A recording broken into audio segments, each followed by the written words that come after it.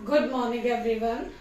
बहुत लंबे चौड़े समय के बाद बेटा एक बार फिर हम और आप एक दूसरे के साथ हैं।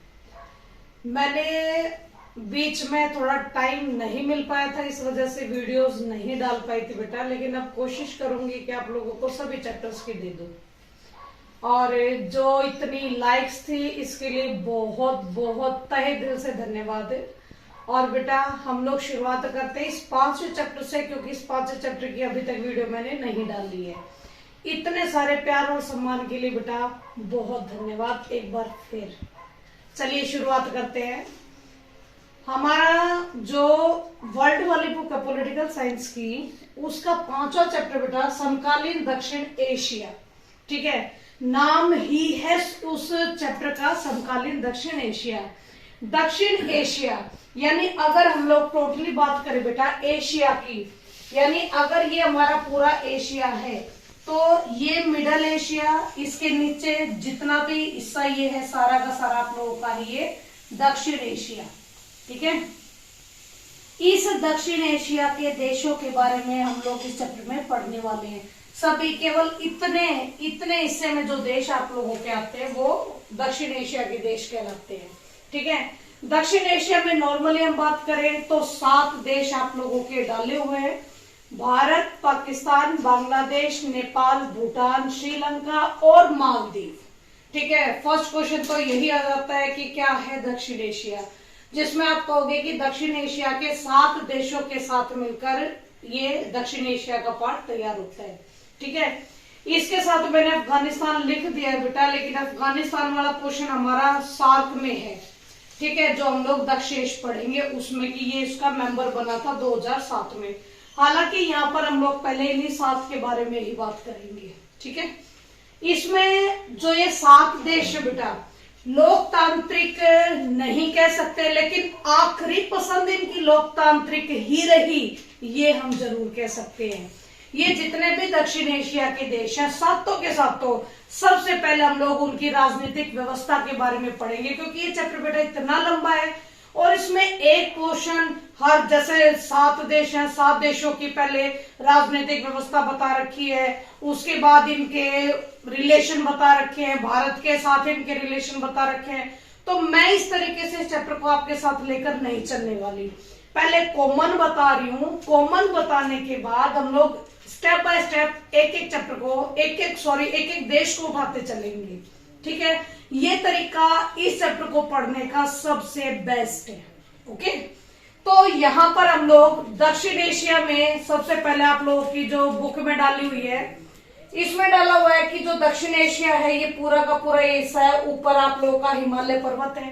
ठीक है, ये हिमालय पर्वत है और यहाँ पर आप लोगों का इसमें बेटा आप लोगों के पूर्व की तरफ बंगाल की खाड़ी है और इधर आप लोगों का अरब सागर है।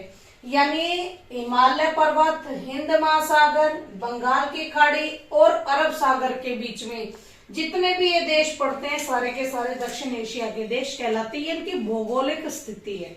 ठीक है, इसके बाद आता है बेटा हम लोग इन 7 के 7 जितने भी आप लोगों की कंट्रीज हैं इसमें किस तरह की राजनीतिक प्रणाली है, सबसे पहले उसको देखते हैं।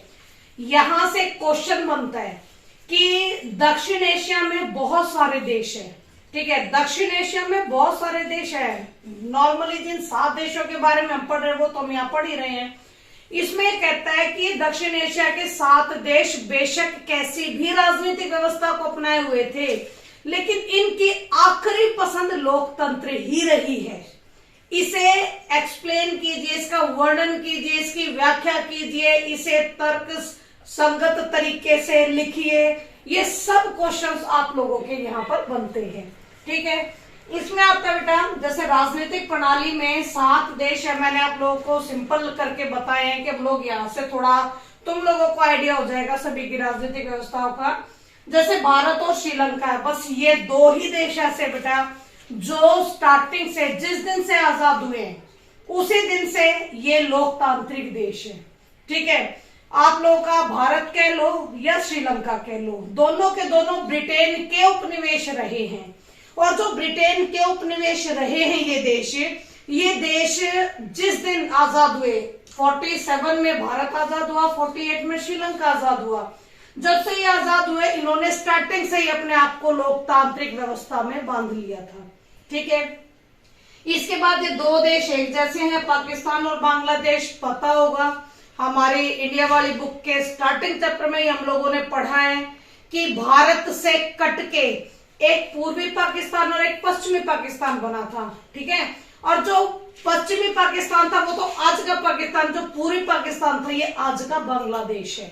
ये दोनों देश जो कभी पाकिस्तान के नाम से अस्तित्व में आए थे, इन दोनों में लोकतांत्रिक व्यवस्था प्लस सैन्य व्यवस्था हमेशा ही कायम रही है। ठीक है, इसमें पाकिस्तान का रिकॉर्ड थोड़ा सैन्य जो ताकत है उस लिहाज से थोड़ा ज्यादा है, टाइम पीरियड वाला कह सकते हैं। लेकिन 1991 के बाद से लेकर बांग्लादेश में लोकतंत्र ही स्थापित है, उससे पहले था वहां पर सैन्य व्यवस्था। ठीक है, ये भी आप लोगों को पूरी स्टोरी बताते वक्त आप लोगों को बिल्कुल क्लियर करके दूंगी। इसके बाद नेपाल और भूटान है बेटा, इसमें संवैधानिक राजतंत्र जो शब्द है उसको थोड़ा ध्यान से सुनो। संवैधानिक यानी संविधान बनाकर भी वहां पर राजा का शासन है, यानी राजतंत्र है।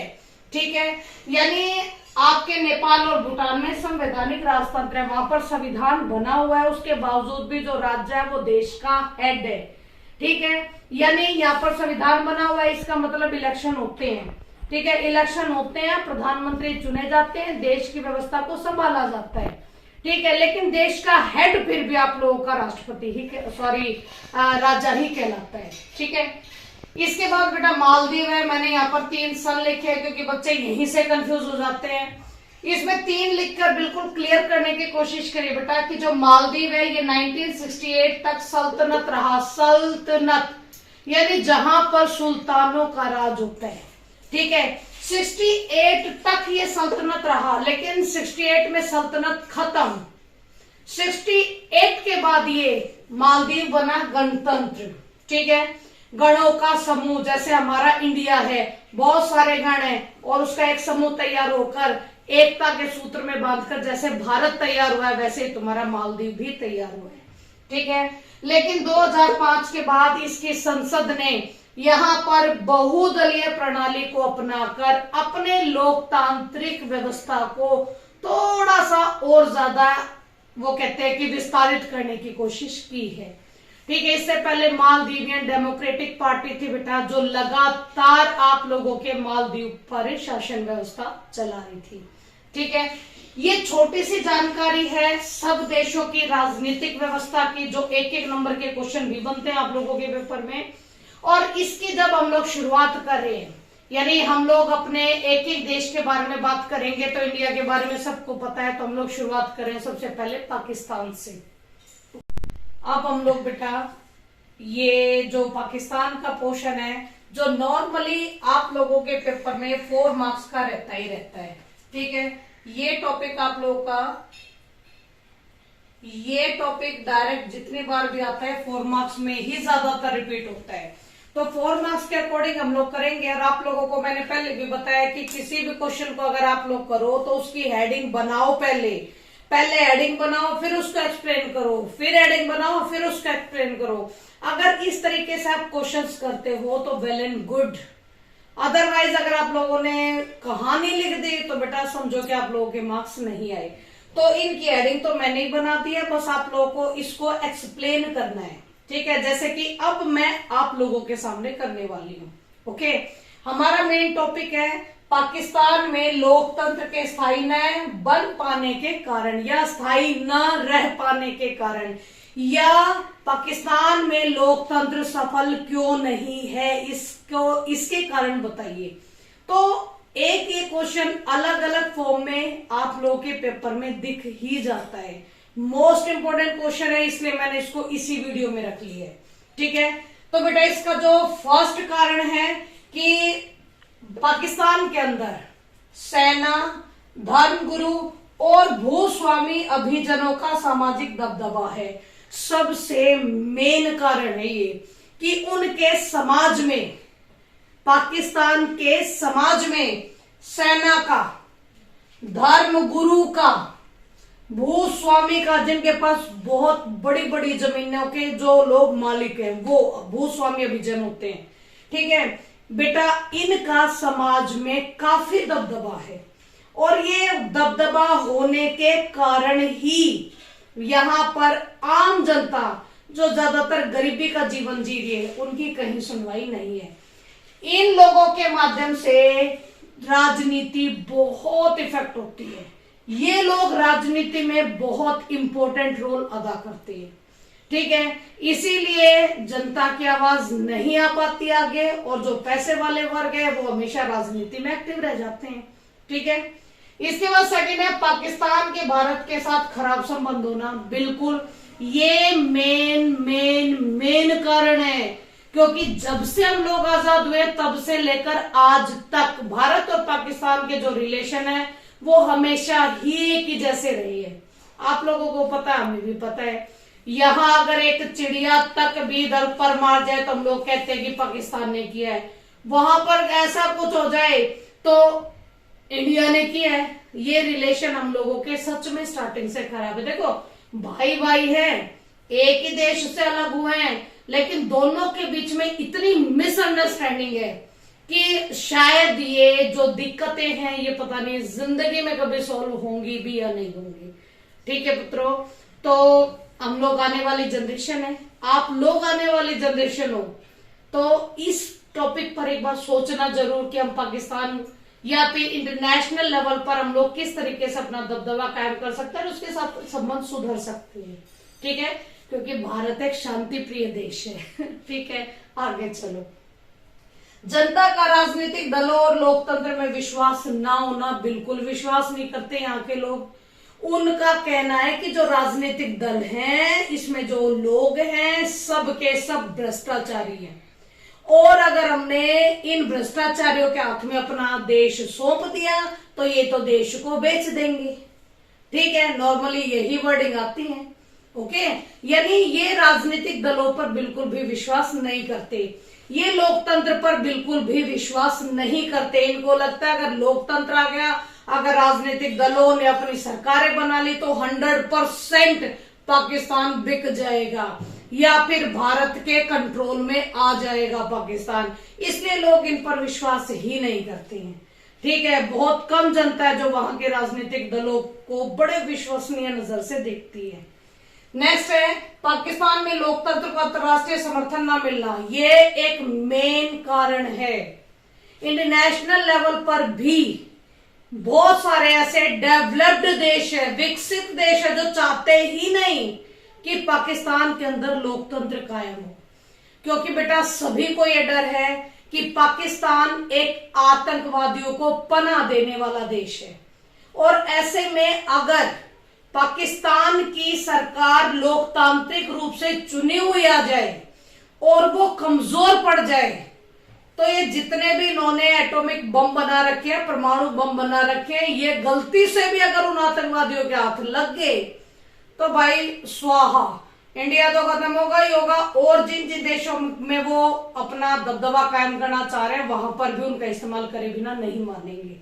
ठीक है, इसलिए इंटरनेशनल लेवल पर भी सभी देश चाहते हैं कि पाकिस्तान में लोकतंत्र कभी ना आए। ठीक है, और यही रीजन है बेटा कि वहां पर लोकतंत्र सच में कामयाब नहीं है। बेशक वह इलेक्शन होते हैं लेकिन आप लोगों ने देखा होगा कि उसके प्रधानमंत्री के जो चेयर है उसके साथ एक और चेयर रहती है जिस पर जनरल बैठता है।